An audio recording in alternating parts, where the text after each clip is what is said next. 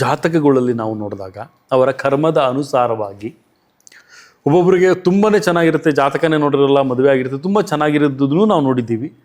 ಜಾತಕ ನೋಡಿದಲೇ ಮದುವೆ ಆಗಿರೋರು ತುಂಬ ಸಮಸ್ಯೆಗಳನ್ನ ಅನುಭವಿಸೋದನ್ನು ಸಹಿತ ನಾವು ನೋಡ್ತಾ ಇದ್ದೀವಿ.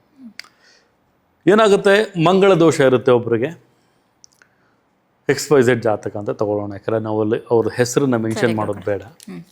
ಮದುವೆ ಆಗಿರುತ್ತೆ, ಮದುವೆ ಆದಂತಹ ಕೆಲವೇ ದಿನಗಳಲ್ಲಿ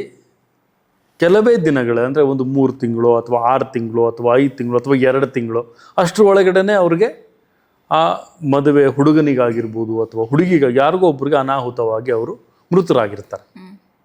ಸೊ ಅಂಥ ಸಂದರ್ಭ ಏನು ಮಾಡಬೇಕು? ಯಾಕಂದರೆ ಇದು ಜಾತಕದ ಹೊಂದಾಣಿಕೆಯಲ್ಲಿ ಕುಜದೋಷ ಇದ್ದಾಗ ಅದನ್ನು ಪರಿಹಾರ ಮಾಡೋದು ತುಂಬಾ ಉತ್ತಮವಾಗಿರುತ್ತೆ. ಪರಿಹಾರನೇ ಮಾಡ್ದಲೇ ಅದಕ್ಕೆ ಒಂದು ಹೋದಾಗ ಈ ಥರ ಅಚಾತುರ್ಯಗಳು ನಡೆದಾಗ ಆವಾಗ ಹೋಗಿ ಪರಿಹಾರ ಮಾಡಿಸಿದ್ರೆ ಯಾವುದೇ ರೀತಿ ಫಲ ಸಿಗಲ್ಲ. ಇದೊಂದನೇ ಪಾಯಿಂಟ್. ಅದು ಎರಡನೇ ಪಾಯಿಂಟು, ಸಂತಾನೋತ್ಪತ್ತಿಯ ಸಮಸ್ಯೆಗಳಾಗುತ್ತೆ. ಯಾಕಂದರೆ ಮೈತ್ರಿಕೂಟನೇ ಚೆನ್ನಾಗಿರಲ್ಲ ಅವರಲ್ಲಿ. ಆವಾಗ ಏನಾಗುತ್ತೆ, ಡಿಲೇ ಇನ್ ಚೈಲ್ಡ್ ಬರ್ತ್ ಆಗುತ್ತೆ. ಮತ್ತು ಸಂತಾನೋತ್ಪತ್ತಿಗೆ ಅವ್ರಿಗೆ ತುಂಬಾ ಕಷ್ಟ ಆಗ್ತಾ ಇರುತ್ತೆ.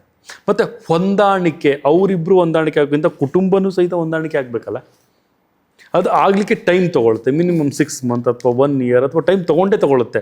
ಅದು ಆತುರದ ನಿರ್ಧಾರವನ್ನು ಪಟ್ಟು ಮನೆಯಿಂದ ಆಚೆ ಬಂದು ಸಂಕಷ್ಟವನ್ನು ಅನುಭವಿಸೋದಕ್ಕಿಂತ ಅದಕ್ಕೆ ಮೂಲ ಪರಿಹಾರಗಳನ್ನು ಹುಡುಕೊಳ್ಳೋದು ತುಂಬಾ ಉತ್ತಮ ಅಲ್ವ?